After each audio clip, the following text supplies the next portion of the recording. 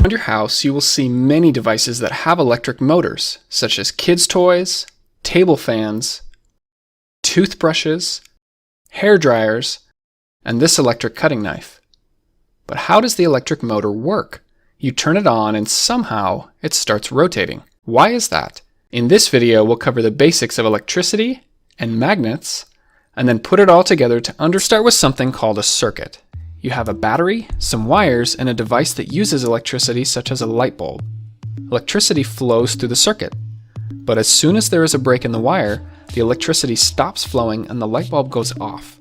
The path must be complete for the circuit to work. This is best done through the use of a switch. Electricity is flowing down the wire. This is called conventional flow. If we take the battery out and flip it, then the current will flow the other way. The light bulb will still work in either case, but there are some devices that will work differently depending on which way the current flows. Okay, so that's the basics of a circuit. Now let's come over here. This is a magnet. It has a north pole and a south pole, and it likes to attract other metal objects like these paper clips. If you bring another magnet towards it, opposite poles attract, and the same poles repel. Magnets don't have to be in this shape. For example, some magnets might be more flat like this. You can think of this magnet as always on, it's always working, you can't really turn it off. That's why it's sometimes called a permanent magnet. It's made up of many smaller magnetic domains that are lined up in the same direction. But later I'll show you a type of magnet where this is not always the case. Let's take one of our permanent magnets and drill a hole in the center and put it on something that will allow it to spin. Now bring another magnet towards it. Our spinning magnet will immediately line up until opposite poles are right next to each other. Now switch out the side magnet. The same poles repel and opposite poles attract. If we keep switching out these side magnets, then our spinning magnet will just keep spinning. This concept of the spinning magnet is really important. We'll come back to it in a moment. Here's a metal bolt which is not a magnet. It's made up of magnetic domains, but they are pointing in random directions. Now let's take a wire, wrap it around several times, and then create a circuit. The current through the wires forces the magnetic domains to line up. That means we've just made a magnet, or more specifically, an electromagnet. It can do the same things that a permanent magnet can. It can pick up pieces of metal, and it has a north and a south pole which will attract or repel other magnets. But the electromagnet is special in the sense that it can be turned on or off, just like the light bulb. You can't do that with a permanent magnet. Now watch what happens when we flip the battery. The electric current was flowing this way, but now it flows the other way. This will cause the poles on our magnet to switch places. North will become south, and south will become north. This is called reversing the polarity of an electromagnet. Instead of flipping the battery, an easier way to do this is to just switch the wires. You should be aware that the electromagnet will get very hot if it's on for a while. Just a caution in case this video inspires any science projects. Let's come back to our spinning magnet. This time we'll replace the spinning magnet with our electromagnet. As soon as we connect the wires, the magnet turns on and it lines up with the side magnet. Now in reality, connecting these wires would prevent the bolt from spinning freely, but what's important here is the concept of the spinning electromagnet. Now let's switch the wires to reverse the poles on the electromagnet. The same poles repel and opposite poles attract.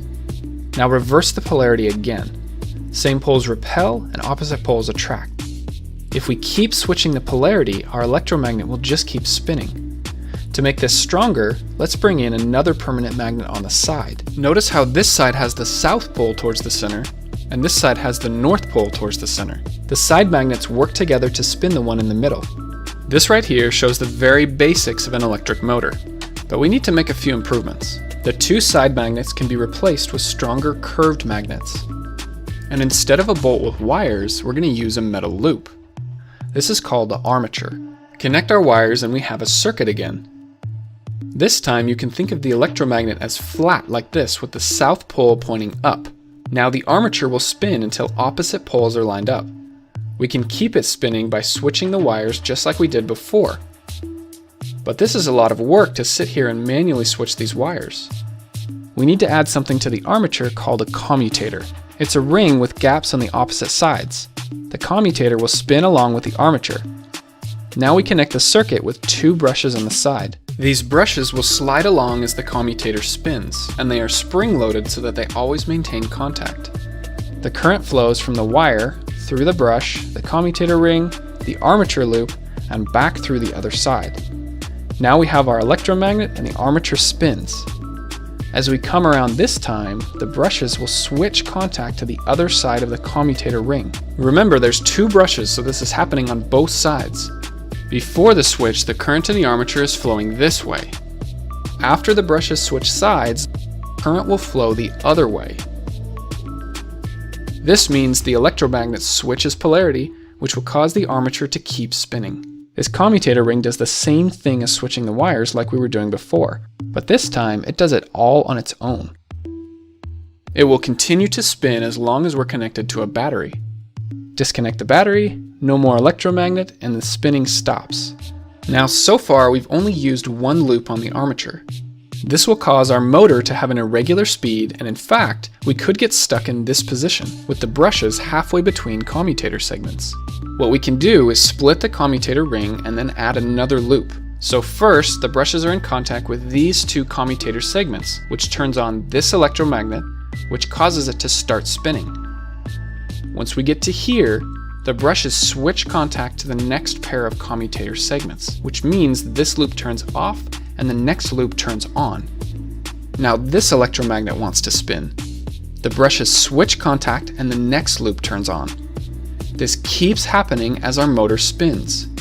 It's almost like the loops will take turns being an electromagnet. Some electric motors will add many loops to the armature. This ensures that there will be a continuous spinning motion on the motor. This spinning force on the armature is called a torque. Stronger torque means a faster spin. There are some things we can do to improve the torque of the motor. Electromagnets are stronger when there are more wires. This is true when we wrap more wires around the metal bolt, and it's also true when each of our armature loops are made of many wires. The motor will have stronger electromagnets, which means it will spin faster. If you look at some pictures of real electric motors, you can see lots of wires wrapped around. And yes, this is the same reason.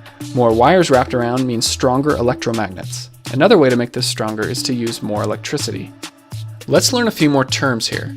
The part that doesn't move is called the stator. In this case, it's the two permanent magnets on the side. These fit inside the edges of the motor case. The armature in the middle is also called a rotor. Remember, this is the part that spins. The axle goes through the middle here and then sticks out the back of the motor. What I've shown you in this video is called a DC motor. If you have a device that moves and is powered by a battery, there's a good chance there's a DC motor in it. Other types of electric motors will work a little differently than what I've shown here. No matter the type of motor, most of them will produce some type of spinning motion. Once it's spinning, we can use this to make different devices move. In this case, a kid's toy. Or even a fan that cools your room. The spinning of the motor can be converted to other types of movement, such as the side-to-side motion that we see in this fan. Or how about this electric cutting knife? Each blade is going back and forth. It all starts with the spinning of the motor to turn a gear, which then pushes these two pieces back and forth. So hopefully this video has made a few light bulbs go off in your brain.